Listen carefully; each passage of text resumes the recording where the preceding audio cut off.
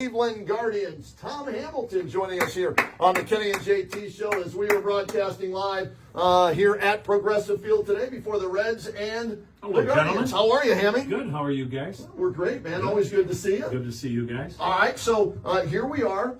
We are undefeated, Hammy, when we come here to do the show. So All we right. figured, you know what? We'll come down again today. Guardians need to beat Francona and the Reds as they're 0-4 against them. So we're here to provide our help. All What do you right. think? Well, I think the club will take anything they can get.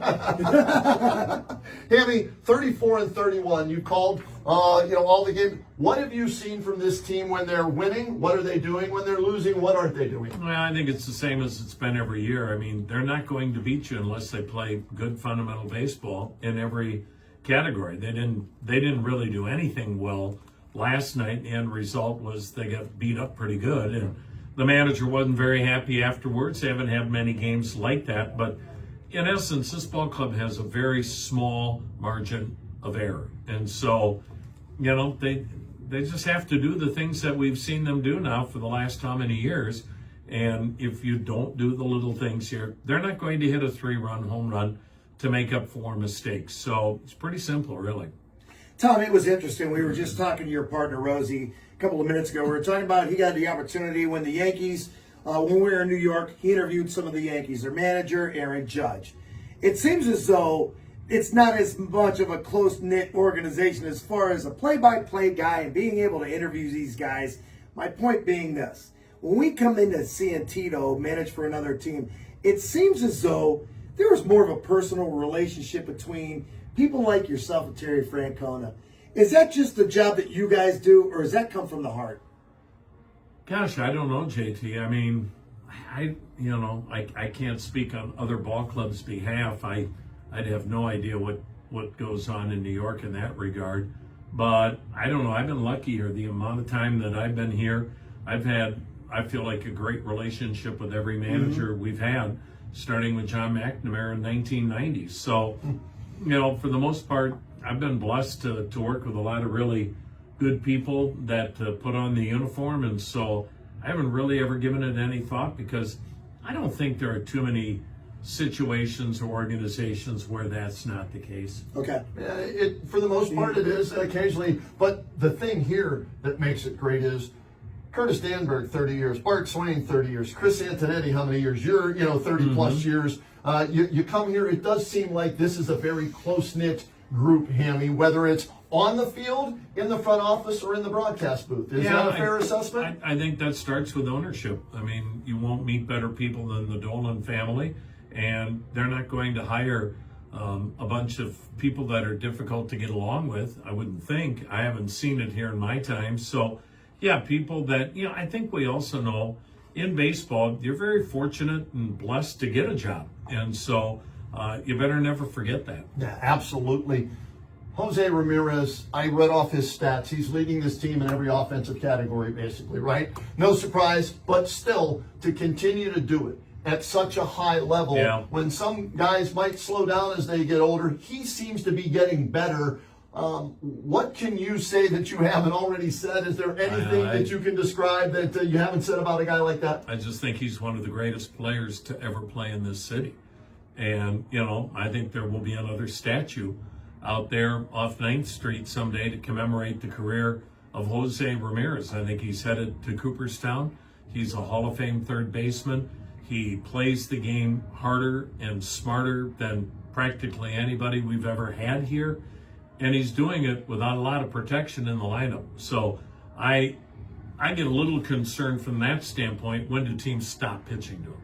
He's only been walked intentionally 6 times. I'm shocked it isn't more than that. I think it will be if he doesn't get protection. Who was it the other day? Which manager was it? I can't use his language that he used on the air, but was it the Astros that just put him on base? Joe Espada. Yeah, again, I don't know why anybody, and we saw Ron Washington intentionally walk him in the first and third innings. Okay. And you never see that in a Major League game during the regular season. So, I mean, look, I think everybody in baseball knows he is one of the faces of the game. He doesn't play in a big market, but that doesn't take away from what he's accomplished. You know what amazes me? You want him to hit third.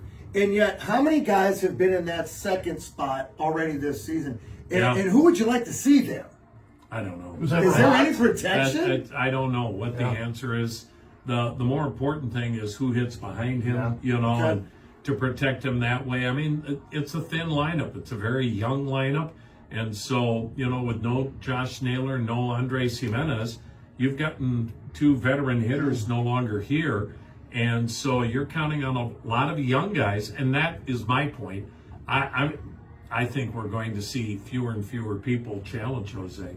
Yeah. Tom Hamilton, our guest here on the Kenny and JT Show, live from Progressive Field today. And Hammy, how important are David Fry and Lane Thomas now that they are both back and in the lineup? Because you Well, mentioned veteran guys. They've had 4 wins against left-handed starting pitching. That's it? That's it. So, and they got beat again by a left-hander last night. They're seeing a left-hander tonight, another one tomorrow afternoon.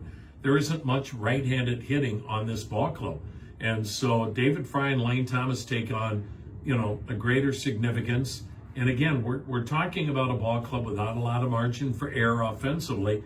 You can't lose 2 veteran hitters like that. Yeah. Hopefully they're back and will be back and get healthy and get going. What about down on the farm? Is Chase DeLauder going to get a shot I don't at know. some point? Yeah, I mean, he's playing some, Okay. but he's got to prove he can stay healthy. And he hasn't played much in the minor leagues because of the various injuries. So, you know, I still think he's a ways away. Juan Brito coming back from an injury. Yeah, Is but that another guy? could be. But I mean, again, he's still out with thumb surgery. So, I mean, the guys that you'd hope maybe could be a factor, they've either been hurt or, you know, they just haven't had much playing time here.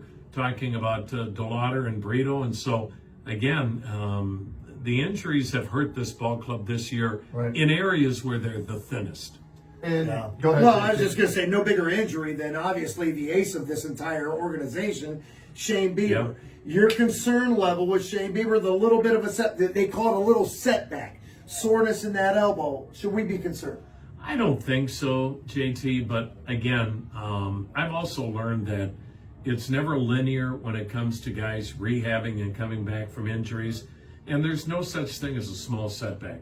You know, I mean, it doesn't mean it's devastating. It doesn't mean anything of that nature. I don't want to mislead people. But the bottom line is, until he's back pitching every 5th day, and you're not getting the same Shane Bieber coming off Tommy John surgery as you had when he was winning the Cy Young. They're going to have to monitor and be careful with Shane Bieber when he does come back. So, you know, the good news is it's not starting pitching that's held this club back. The starting pitching has been inconsistent, but there's some real promise there. But right now, it's all about getting some bats. All right, Hammy, before we let you go here, still in the running for the wild card. Yep. They're number 4 out of 3 that, as of right now, we have a long way to go. The Tigers, how surprised are you? Not that they're good, but that they're this good. Very. They're the best team in baseball. Very. Yeah. I thought they did it a lot with smoke and mirrors the last 2 months of last year with one starter and the rest being bullpen games. Obviously, Tarek Skubal is arguably the best pitcher in baseball, but they've made their rotation better. Their young kids are playing with confidence, and they've had a lot of guys having good years. Yeah. And they're young, and so the sky's the limit for that ball club. I didn't think they'd be this good this early. But right now, arguably, best team in the American League. Yeah, best record in baseball, and everybody's looking up at them in the AL Central. But, again, are you surprised that 4 teams in the AL Central are all above 500? No, I'm not.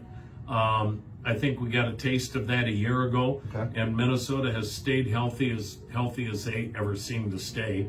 Kansas City, I still like their ball club. They're very much like Cleveland.